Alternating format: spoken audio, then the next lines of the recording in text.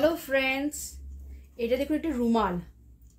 এই রুমাল দিয়ে আপনাদের দেখাবো কি করে গোপালের জামা আর টুপি বানানো যায়। এগুলো সব মেলাতে পাওয়া যায়।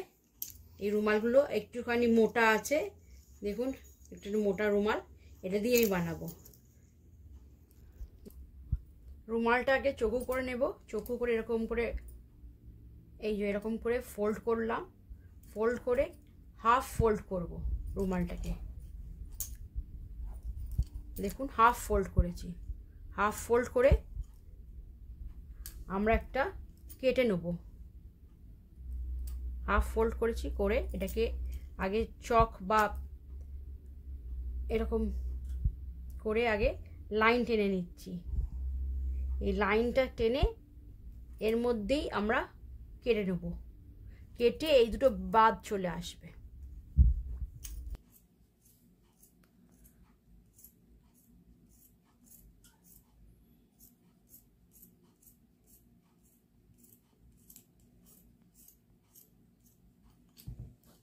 দেখুন এমনি করে কেটে নিলাম। কাটার পর এবার এটাকে এখানটা কেটে দিতে হবে। এখানটা কাটলে এরকম গোল করে কাটবেন, কেটে গলার শেপটা আমরা দেব।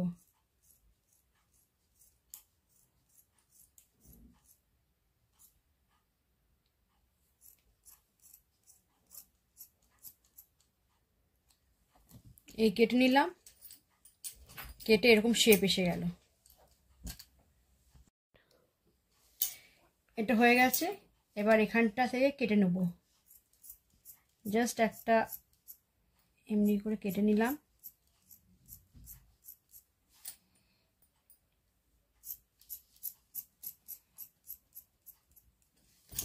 কেটে নেওয়ার পর এবার সেলাই করে নেব। এই পুরো চারিধারটা পুরো রান স্টিচ করে সেলাই করে নেওয়া হবে, আর এখানটা স্টিচটা সেলাই করে নেবে। এবার এইগুলোকেও সব রান স্টিচ করে সেলাই করে নেওয়া হবে। এই টুকরোটা যেটা পড়ে রয়েছে, এটা এই যে আপনাদের দেখাই, এই যে পুরো স্টিচ করে নিলাম, সাইডে রান স্টিচ হয়ে গেল এটা। আর এইটা যেটা আছে পোর্শনটা, এটা হাতা হবে, আর এটা হবে টুপি। এই হাতাটা এই পোর্শনটা যেটা আছে এরকম স্ট্রেট করে কেটে নেব।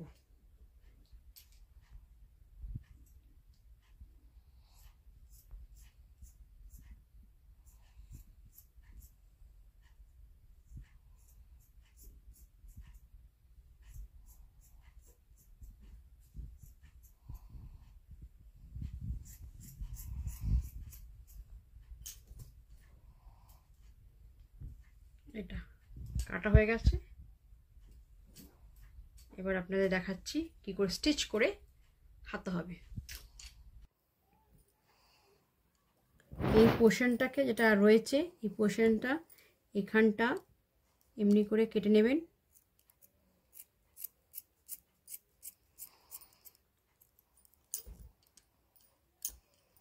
এবার এই দুটো হাতা হবে, তাই জন্যে এটাকে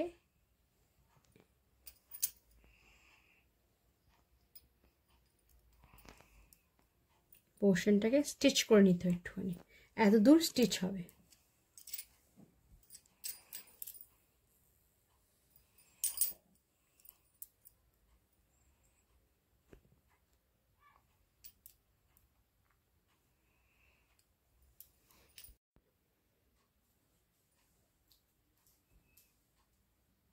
এখানটা সেলাই করে নিয়েছি।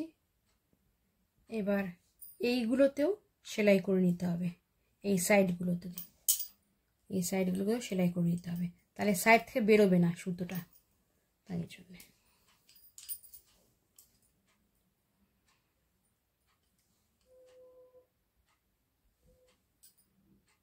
এইভাবে সেলাই করে নিতে হবে। এইগুলো সব সেলাই হয়ে গেছে। এবার এটাকে ফোল্ড করলাম। ফোল্ড করে এই পোর্শনটাও সেলাই করে দিতে হবে। এই পোর্শনটা আর এই দিকের এই পোর্শনটা দুটো সেলাই করে আপনাদের দেখাচ্ছি। এবার স্টিচ হয়ে গেছে। এবার স্টিচ হয়ে সোজা করে দিলাম। উল্টো করে স্টিচ করবেন, তাহলে সোজাটা বোঝা যাবে। এই দেখুন হাতাটা হয়ে গেছে, এই দুটো হাতা। এবার এইটাকে এইভাবে স্টিচ করে নিতে হবে। এটাকে উল্টো করে নিচ্ছি। এই যে এরকম করে উল্টো করে নিলাম। এবার এটাকে দিয়ে এটার সাথে এটা দিয়ে স্টিচ করে নিচ্ছি। স্টিচ করে কেমন হবে দেখাচ্ছি আপনাদের। এইভাবে দেখুন সব সেলাই করে নিলাম উল্টো দিয়ে করে। এবার সুতোটা কেটে নিই।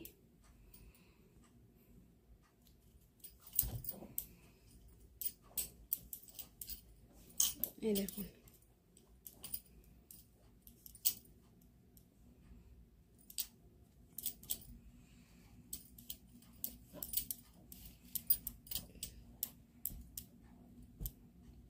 গোপালকে পরিয়েও আপনাদের দেখিয়ে দেবো গোপালের জামা। এবারে গোপালের টুপিটা সেলাই করতে হবে।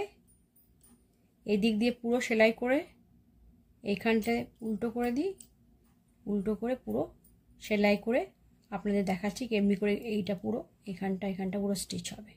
তারপরে দেখাচ্ছি কী করে স্টিচ করে। এই গোপালের এই টুপিটা সেলাই করে নিলাম পুরোটা। এবার এটাকে উল্টো করে নিলাম। এবার গোপালের মাথায় পরিয়ে দিলাম। দেখুন কেমন লাগছে টুপিটা গোপালকে। এবার জামাটা পরিয়ে দিই, তারপর টুপি পরিয়ে আপনাদের দেখাচ্ছি কেমন লাগে গোপালকে। এই যে গোপালকে পরিয়ে দিলাম পুরো জামাটা। আর এবার এই টুপিটা এপাশ করে দিয়ে এই পরিয়ে দিলাম টুপি। এবার দেখে বলুন কেমন লাগছে গোপালের জামাটা পরে।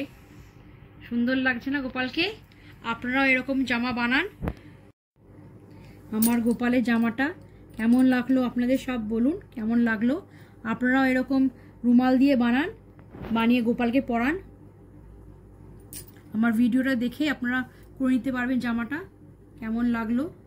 খুবই ইজি বানাতে হয়। আপনারা নিজেদের ঠাকুরে যে কোনো ঠাকুরকে আপনারা বানাতে পারেন, গোপাল হোক অন্য কোনো ঠাকুরকে এরকম বানিয়ে আপনারা শীতকালে পরাতে পারেন জামাটা।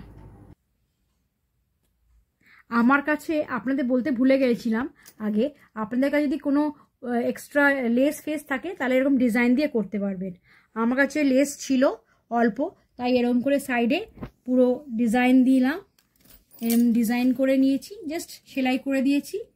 দেখতে কত সুন্দর হয়েছে দেখুন। আর টুপিটাও এরকম অল্প লেস ছিল এইটুকু, তাই অল্প লেস দিলাম। আর বাকিটা অন্য লেস দিয়েছি, লেস দিয়ে বানিয়েছি। আপনাদের কাছেও থাকলে এরকম টুকরো লেস আপনারা বানাতে পারেন, দেখতে আরো একটু সুন্দর হয়ে যাবে, তাই না? Thank you.